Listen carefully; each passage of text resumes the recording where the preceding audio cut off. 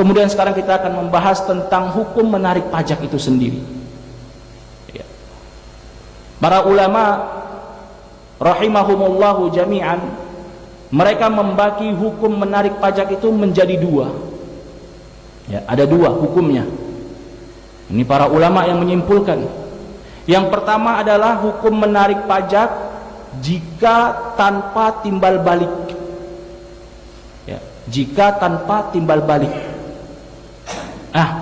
Hukum yang pertama ini adalah hukum yang diharamkan kesepakatannya oleh para ulama. Contohnya seperti apa? Hukum menarik pajak tanpa timbal balik disebutkan oleh para ulama. Contohnya adalah seperti misal seseorang beli tanah atau seseorang beli rumah. Ya. Dia beli rumah misalnya kepada si B. Baik. Kemudian tiba-tiba datang si C mengatakan, karena kalian sudah melakukan akad jual beli di sini, kalian harus menyerahkan kepadaku, si C tadi, sekian persen. Bilanglah 5%. Nah, pajak yang seperti ini, ayyuhal ikhwah, diharamkan oleh para ulama.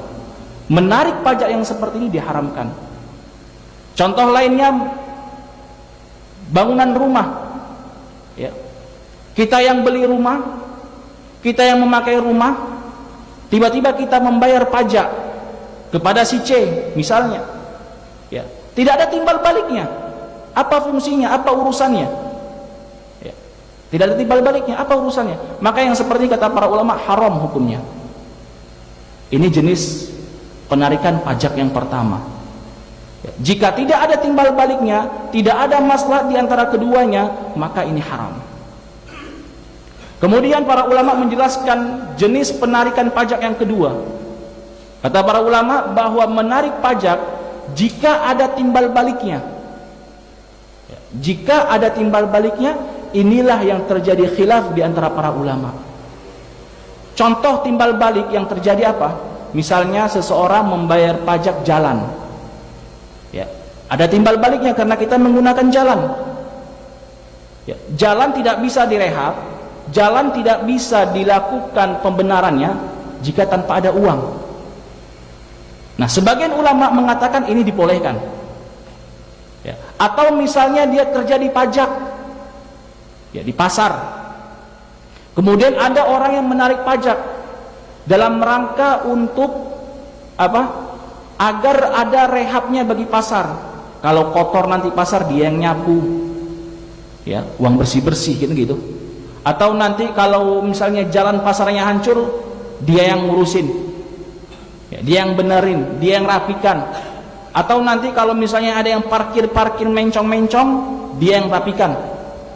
Nah, ada timbal baliknya, ada keuntungannya di antara sesama. Kata para ulama ini diperbolehkan. Tapi dengan syarat, kalau seandainya negara tersebut, ya, tidak memiliki dana untuk melakukan rehab itu sendiri. Contoh misalnya, contoh sebuah negara Islam, ya, yang dia sudah melakukan hak-hak syariat Islam itu dengan memungut zakat.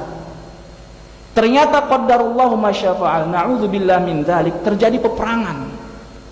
Ya. Kemudian peperangan terjadi. Negara ini mau beli senjata nggak bisa. Ya, negara ini mau beli senjata nggak bisa. Kemudian sang negara tadi ini mengatakan harus diambil pajak. Maka yang seperti ini diperbolehkan. Kenapa? Karena ada timbal balik. Kalau dia tidak memungut pajak, tidak bisa beli senjata. Kalau tidak bisa beli senjata, habis negara, dibunuh rakyatnya. Ya. Maka hal yang seperti ini pajak diperbolehkan. Karena uang negara nggak ada. Baik. Nah, yang seperti ini diperbolehkan. Contoh berikutnya juga, misal seperti membangun sekolah. Ya. Sebuah negara ingin membangun sekolah, ingin membangun perusahaan, ingin membangun rumah sakit. Negara misal tidak ada uang, ya, nggak mungkin ada sekolah kalau nggak ada uang. Harus ada uang membangun sekolah, rumah sakit juga demikian. Nah, akhirnya pemerintah mengatakan bahwasanya setiap rakyatnya harus terkena pajak 5%. Untuk apa? Agar ada pendidikan, agar ada kampus, agar ada rumah sakit untuk rakyatnya, maka hal yang seperti ini diperbolehkan. Ya. Oleh karenanya para ulama menjelaskan dengan syarat, jika uang itu digunakan untuk kemaslahatan umum. Di antara ulama yang mengatakan adalah ulama mazhab Maliki, yaitu Imam Al-Qurtubi rahimahullahu taala, dan juga mazhab dari Hanbali, yaitu Imam Ibn Taimiyah rahimahullahu taala, dan juga mazhab dari Hanafi, yaitu Syekh Muhammad Al-Barkati rahimahullahu taala. Mereka mengatakan memungut pajak yang demikian diperbolehkan, asalkan uang itu maslahatnya kembali untuk umum. Jadi enggak semua pajak itu diharamkan. Nah, pajak yang diharamkan yang disepakati oleh para ulama adalah pajak yang tidak ada timbal baliknya. Seperti beli rumah tadi. Ya, beli rumah tidak ada timbal balik. Maka ini diharamkan, para ulama semua sepakat. Tapi jenis yang kedua tadi yang ada timbal baliknya, maka para ulama berselisih di sini. Jumhur ulama mazhab yang 4 mengatakan boleh jika pemerintah tidak ada uang, dan jika negara tidak memiliki uang, dan jika digunakan untuk perkara yang umum, seperti membangun jalan, membangun sekolah, membangun rumah sakit, membangun kampus-kampus negara. Ini diperbolehkan. Mereka berdalil, para ulama ini mengatakan menggunakan qaidul fiqhiyah. Kata mereka qaidah fiqhiyah adalah ad-darurat tubihul mahdzurat. Perkara yang darurat itu diperbolehkan melakukan hal-hal yang diharamkan. Ya. Kalau mudarat, kalau darurat, maka boleh melakukan hal-hal yang diharamkan. Contohnya seperti apa? Seperti misalnya seseorang itu lagi di hutan, nggak ada makanan lain kecuali babi. Boleh nggak dimakan? Jawabannya boleh. Ya. Ad-darurat tubihul mahdzurat. Perkara yang darurat itu membolehkan sesuatu yang diharamkan. Boleh kita makan daging babi asalnya haram. Tapi ketika itu darurat, tidak ada makanan yang lain, kalau kita nggak makan kita mati, boleh kita makan babi itu secukupnya.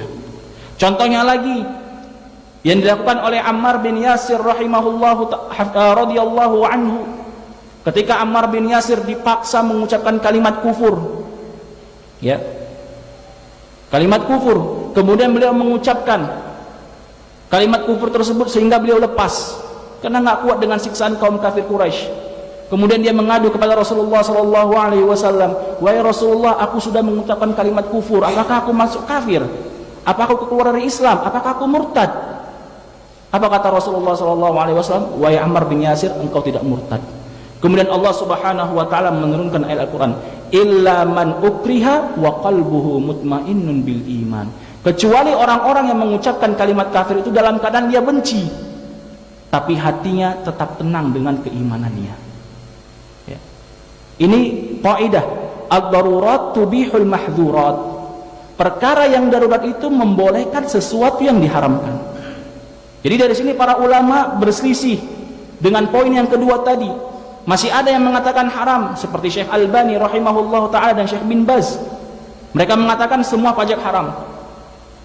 Ya, tapi jumhur ulama, imam mazhab yang 4, mereka mengatakan asalkan pajak itu digunakan untuk perkara yang umum, dalam keadaan negara tidak punya uang, maka boleh. Boleh. Yang nggak boleh jika tidak ada timbal baliknya maslahat untuk rakyat. Lah kemudian timbul pertanyaan, kalau sekarang orang yang mengut pajak itu uangnya kembali sama mereka, bukan untuk jalan, bukan untuk kepentingan umum.